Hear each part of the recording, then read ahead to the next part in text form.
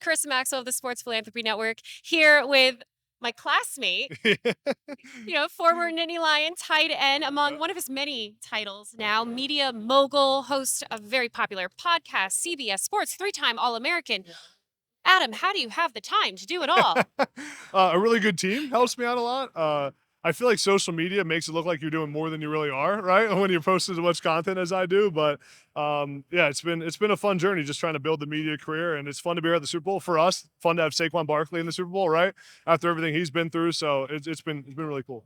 Now, one of the things that I've been talking to with a lot of NFL alumni is that transition period from, you're an athlete, you're at the top of your game, you're being praised for your athleticism, and then you become what I like to say a civilian, right? Like Yeah. us, right? But you mastered that. You went from coaching, you obviously suffered injuries as a player, then went from coaching, and now you've just built this business that is unreal, unstoppable.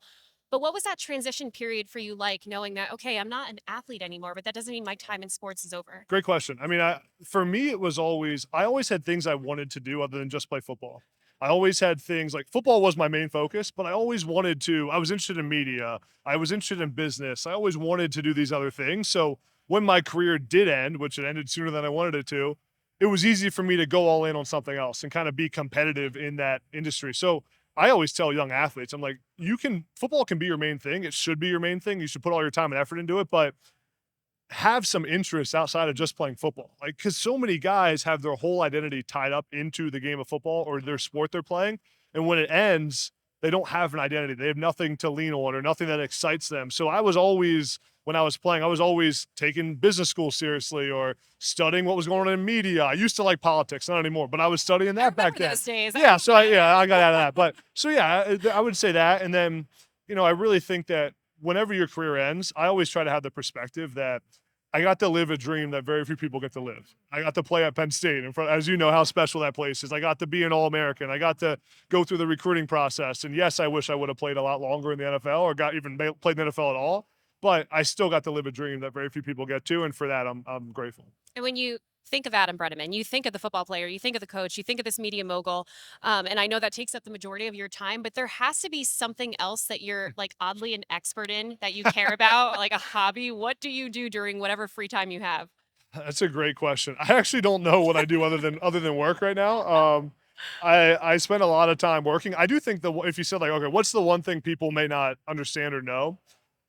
I spend a lot of time on content and media, but I think what people may not fully grasp or what I don't talk about enough and I should talk about more is like how much I'm actually operating behind the scenes from a business standpoint. Like how much of my day is phone calls and trying to do deals and managing. We have between different companies that I'm involved in, we have 20 some employees, like interviewing people for jobs. Like so much of it is that piece where a lot of people just think I'm a broadcaster. I do TikTok videos. People always say, hey, you're the TikTok guy, right? But I don't. I think if someone watched my everyday, they'd probably be surprised at how involved I am in how involved I am in the business aspect of everything.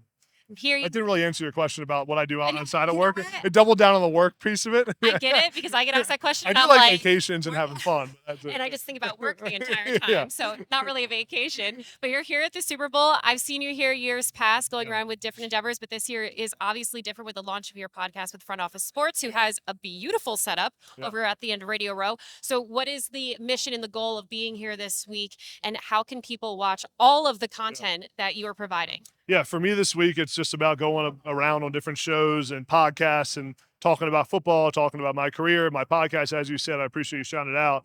My podcast Next Up with Adam Breneman just did a deal with Front Office Sports, who's such an awesome young sports media, sports business company. And when I met them and Adam White and Russ Wild and their whole team, I thought the fit made perfect sense. As I've tried to kind of transition from just a football guy to a sports business guy, as we just talked about, I thought a partnership with them made a lot of sense. So it was just on their FOS Today show, and that's the great part of their network is kind of the cross pollination around everything they do. Right? They're writing the articles. They have a bunch of different shows, and that promotion helps a lot. So, but yeah, we launched our first podcast of season 2, which is with FOS. With Johnny Manziel was the first episode. Have an episode dropping today with Kenny Dillingham, the head coach at Arizona State. So just going to be traveling around doing the interviews and trying to have these kind of unfiltered, candid conversations that I think a lot of podcasts have trouble getting. but with my background and some of the relationships, I can get guys to open up a little bit more. You definitely provide a unique perspective that is very much needed in this ever evolving media space that you've just mastered already. But don't let Adam fool you. He has made time to give back and to be philanthropic, as we promote here on the Sports Philanthropy Network. We were involved in Thon back in the day at Penn State. I know that was a cause you deeply cared about. Yeah. But actually, to add to our philanthropic wall Yeah. right here, you are promoting ALS. So why is ALS research so important to you? Yeah, when I was in high school, I had a family friend, a big member of our community, Tom Kirchhoff, who played for the Eagles, was a really prominent figure in went to my high school in our local community, who died of ALS, and I got to see firsthand just how brutal of a disease it is. I mean, it's debilitating, and the impact it had on the community, his family. He had young kids at the time, now are college age, and even back in high school, started raising some money for ALS research. I've been an honor to be part of. I've been on the board of Project ALS for a long time now, which is an ALS research organization. So ALS and just some research towards it has been a big focus of mine, and something I've wanted to support because it's such a brutal, terrible disease. And, as unlike a lot of other things, it has no cure. And there's no way to cure it. There's no way to fix it. All you can kind of do is try to preserve quality of life as long as you can, but that an end date's coming. So for me, it's about just trying to support that cause and give back. And that's why I'm excited to be talking to you. Thank you so much for your advocacy and for your support of ALS research. I know that they're very happy to have you on board. Congratulations with everything going on. And one last question. Who you got for the game on Sunday? Eagles 27-23. Eagles win All by right. 4. Saquon rides off into the sunset. Well, still a long career ahead of him, but finally gets the Super Bowl that he deserves. Jalen Hurts has a great game. I don't think the Chiefs defense can keep up with the Eagles' star power. I love it. Saquon all day. Saquon by a million. Thank you so much for We joining are. me here. Yeah, Penn State, baby. Thank you so much, Adam Breneman here on the Sports Philanthropy Network. Good luck and congrats with Thank you. everything. And we look forward to having you back here next year. Thanks for having me on. Yeah, Appreciate it. awesome.